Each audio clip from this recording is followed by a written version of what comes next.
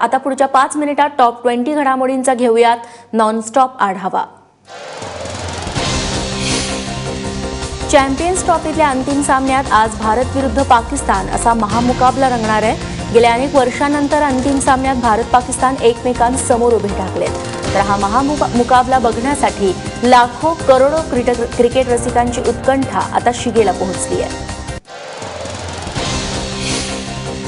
Champions ट्रॉफीच्या फायनलसाठी आज होणाऱ्या भारत आणि पाकिस्तानच्या सामन्यावरती हजारो कोटींचा सट्टा लागलाय। या सामन्यावरती तब्बल 10,000 कोटींचा सट्टा लागणार असल्याची माहिती बुकिंगनी दिली आहे। आतापर्यंत 4 ते 5 हजारांचा सट्टा लागला असून सामना सुरू झाल्यानंतर हा आकडा चांगलाच वाढेल अशी बुकिंगची माहिती आहे। लष्कर-ए-तोयबाचा कुख्यात दहशतवादी जुनैद मट्टू याच्या अंत्ययात्रेत दहशतवाद्यांच्या टोळीनं गोळीबार केल्याचं समोर येतंय। काश्मीरच्या अरवानी गावामध्ये शुक्रवारी सुरक्षारक्षकांनी मट्टूसह 3 खात्मा केला। त्यानंतर शनिवारी जुनैद मट्टूच्या अंत्ययात्रेसाठी आलेल्या लोकांमध्ये 4 ते 5 दहशतवादी होते। हे दहशतवादी हवेत जोरदार गोळीबार करत होते।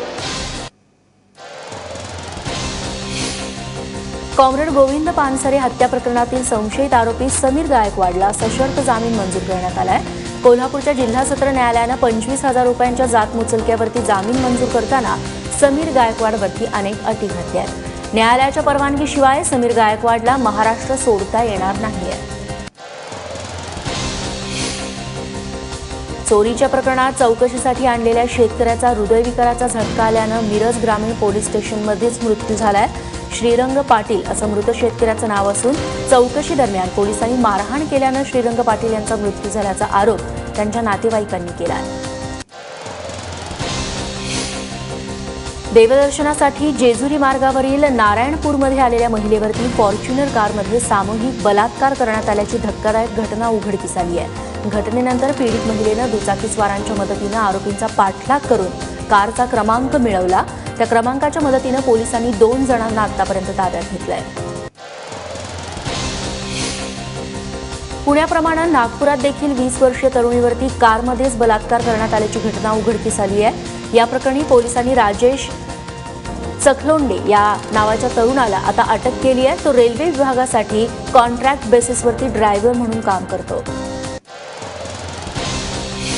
पेट्रोल पंपात छेडछाड करून ग्राहकांची मोठी फसवणूक करणाऱ्या टोळीचा ठाण्याच्या गुन्हे अन्वेषण शाखेनं पर्दाफाश केलाय। ही टोळी ॲडव्हान्स टेक्नॉलॉजीच्या मदतीनं पेट्रोल वेंडिंग मशीनमध्ये छेडछाड करायची, ज्यामुळे ग्राहकाला 4 ते 5% पेट्रोल कमी मिळत असल्याचं उघड झालंय।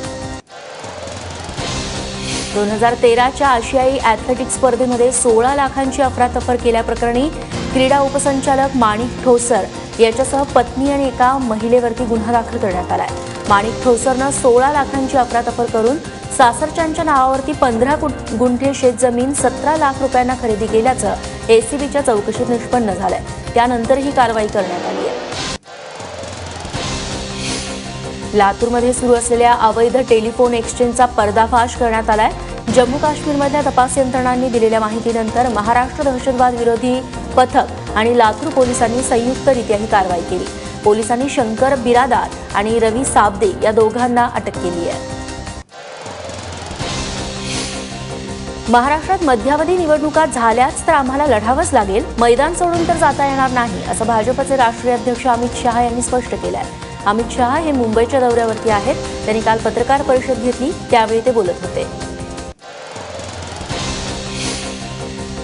अमित शहा आज शिवसेना पक्षप्रमुख उद्धव ठाकरे यांची मातोश्रीवरती जाऊन भेट घेणार आहेत। मात्र या भेटी आधीच युतीमधील वादाला आणखी हवा मिळण्याची चिन्ह आहेत, कारण भाजप अध्यक्षांच्या स्वागतासाठी लावलेली पोस्टर्स काल मुंबई महापालिकेनं हटवली। पंढरीच्या विठुरायाला भेटण्यासाठी वारकरी आता तयार आहेत। आळंदीतून ज्ञानेश्वर माऊलींच्या पालखीचं प्रस्थान झालंय। माऊलींचा आजचा मुक्काम हा पुण्यात असणार आहे। माऊलींच्या पालखीमध्ये सहभागी होण्यासाठी महाराष्ट्रातून हजारो वारकरी दाखल झालेत, तर तिकडे तुकोबांची पालखी देखील आज पुण्यात मुक्कामी असणार आहे।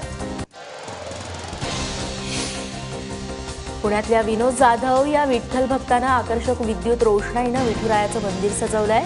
विठ्ठल मंदिराचं महाद्वार, रुक्मिणीद्वार, पश्चिम द्वार या प्रमुख प्रवेशाच्या ठिकाणी रोषणाई करण्यात आली आहे। ही रोषणाई यात्रेसाठी येणाऱ्या लाखो भाविकांसाठी प्रमुख आकर्षण ठरत आहे। औरंगाबाद जिल्ह्यातील थेरगावमध्ये वादळी वाऱ्यासह झालेल्या तुफान पावसानं गावातील अनेक घरांचं नुकसान झालंय. याशिवाय गावातील 100 पेक्षा जास्त विजेचे खांब जमीनदोस्त झाले. औरंगाबाद जिल्हाधिकाऱ्यांनी तहसीलदारांना घटनास्थळी पोहोचण्याचे आता आदेश दिले.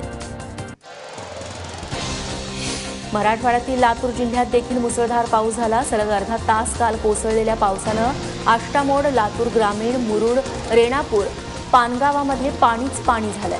लातूर जिल्ह्यात सकाळपासूनच पावसाचं वातावरण तयार झालं होतं. तर नांदेड जिल्ह्याला देखील काल मुसळधार पावसानं झोडपून काढलं. शहरात सुमारे पाऊण तास जोरदार पाऊस झाला.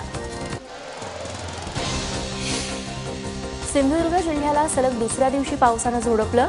सावंतवाडी, बांदा, कुडाळ, दोडामार्ग या भागात मुसळधार पाऊस बरसला. सलग 2 दिवस झालेल्या पावसानं सर्वत्र पाणीच पाणी साचलंय. तसंच 2 दिवसांपासून जिल्ह्यातल्या काही भागातील विद्युत पुरवठा खंडित झालाय आणि BSNLची सेवा देखील इथं कोलमडलेली आहे.